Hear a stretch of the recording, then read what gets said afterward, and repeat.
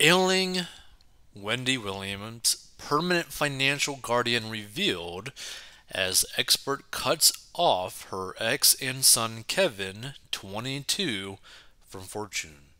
And also basically not really giving Wendy Williams basically control of her finances either, but let's get into it.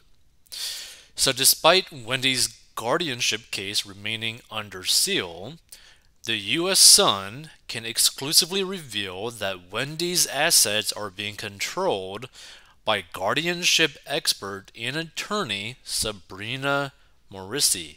Now, here's the thing, right?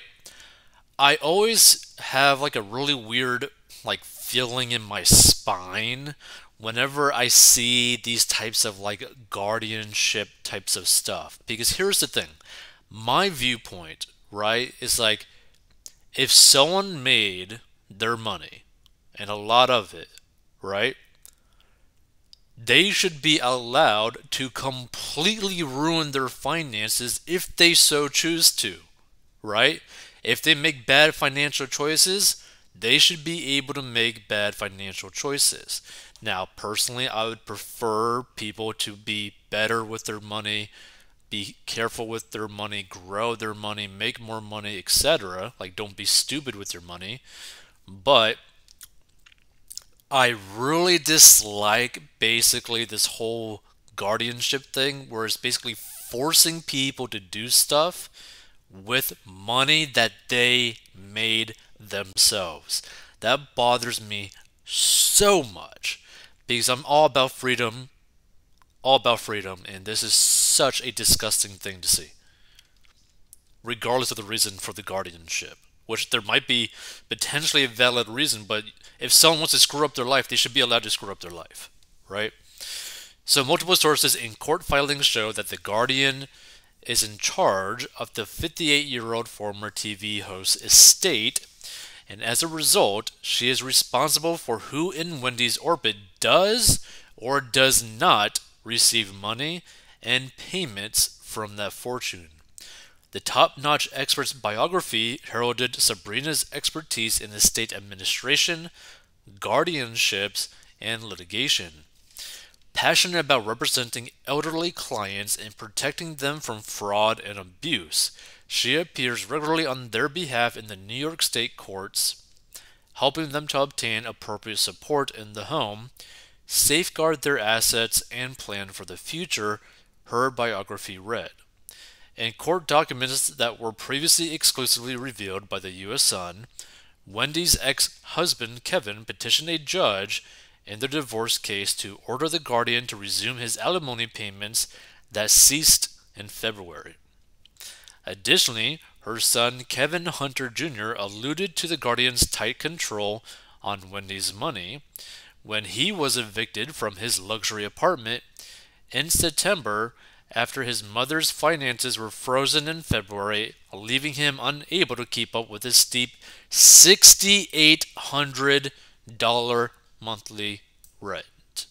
Now, here's the thing, I think her son is basically useless, right? You're basically living off of your mother's money while she's basically not really doing that well. Like, that's like a really disgusting situation.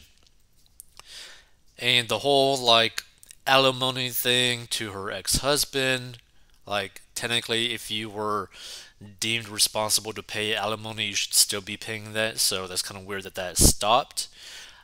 But again, like think about this, right? $6,800 per month in rent, right? That is like a disgusting amount of money. So let's see, let's put up this calculator. $6,800 times 12 months. That means that her estate was basically paying her son $81,600 a year in just rent. Just rent, nothing else, right? That's utterly insane. I swear, some of these kids from these celebrities are so bloody entitled that is disgusting, right? Because putting this type of money or like making, like getting this type of money making this type of money would be an amazing situation for the majority of the human race.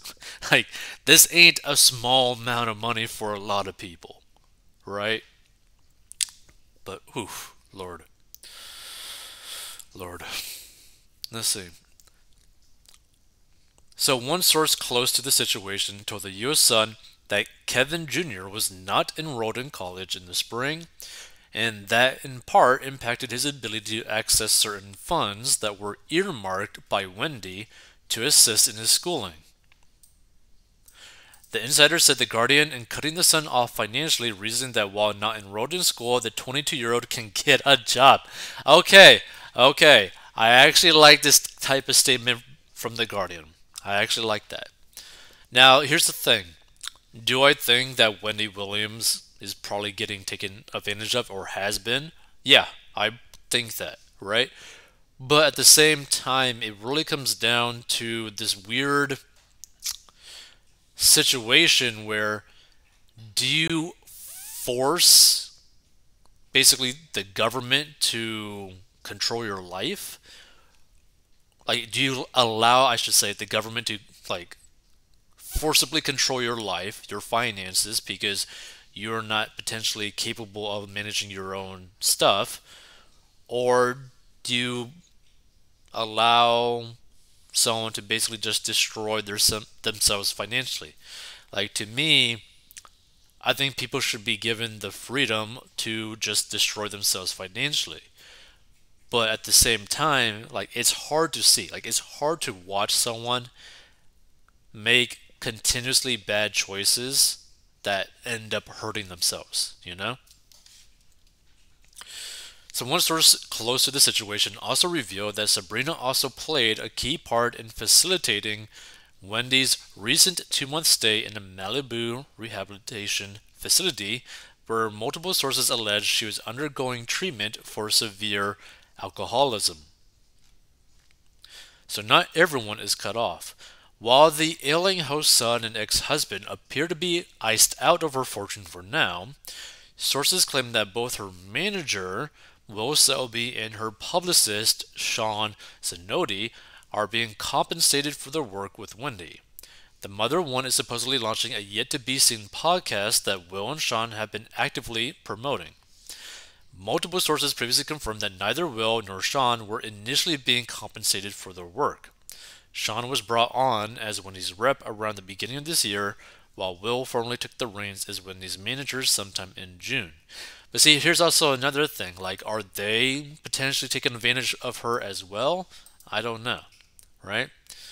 So what the Guardian does, Wells Fargo froze Wendy's accounts in January and noted in case filings that they suspected Wendy was the victim of financial exploitation, dementia, or undue influence.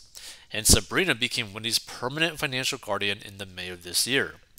The U.S. Sun first exclusively reported that Wendy was under guardianship, and at the time, a source close to the situation said that since the guardianship process is complete, Wells Fargo was no longer a party to the case. So inside Wendy's guardianship, the insider said Wendy's money and how it is utilized is really between the guardian and the alleged incapacitated person, which is the official title the courts use. Basically saying, like, you are not capable of managing your own functions, basically. Her accounts are now handled between the guardian, Miss Williams, and the court, the insider continued. Which to me, again, is such a it's such a disgusting thing to see that, like imagine working super hard for your whole life, and near the end of your life, or kind of close to the end, or whatever, or near, like, just more on the backside of your life, you're not even allowed to use your own money how you want to. Like, that's just crazy to me, right? A source familiar with the process added that whoever would be put in place would be someone who is financially savvy and who is able to understand the various accounts that hold Wendy's fortune, which appears to fit with Sabrina's credentials. As one insider revealed, the court can eventually decide to give Wendy back full control over accounts, and end the guardianship, but that is up to the court, which I find to be utterly disgusting. In the meantime, Wendy is said to still have a voice and she still has a say when it comes to her finances, and while she doesn't have 100% control right now, that could all change depending on what the court decides. This isn't like a Britney Spears conservatorship, this is a financial guardian. This is someone who is watching over her finances, who is making sure that the decisions that are happening with her accounts are in her best interest. And when Wendy asks for something to happen, the guardian is making sure it is in her own financial best interest first. And Wendy is worth a reported estimated $40 million. Now, again, I think her son was taking advantage of her. The ex husband, that's an alimony thing. Who knows what's right in that situation? But here's the thing, right? Like, I don't even know really anything about Wendy Williams. Like, honestly, at all. Like, I have no clue what she's famous for. I have no clue how she made potentially $40 million or whatever. No clue. Nothing. Know nothing about her backstory. But at the same time, it's like I understand the purpose of a financial guardian. Because there are some people where times in their life they're not really doing well, or they're not really managing their finances in their best interest, right? Which apparently she's not.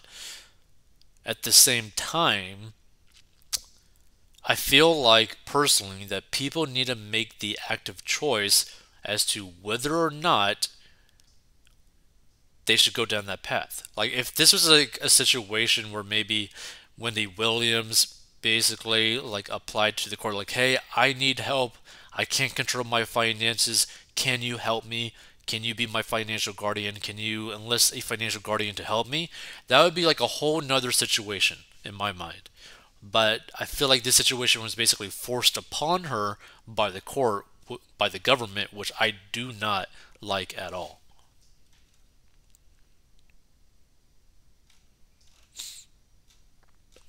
Feel free to give your thoughts on this. I think this whole situation is pretty crazy. And personally, I would strongly dislike making a whole bunch of money to where in the backside of my life, I'm basically being like led around like a dog on a leash for my own money.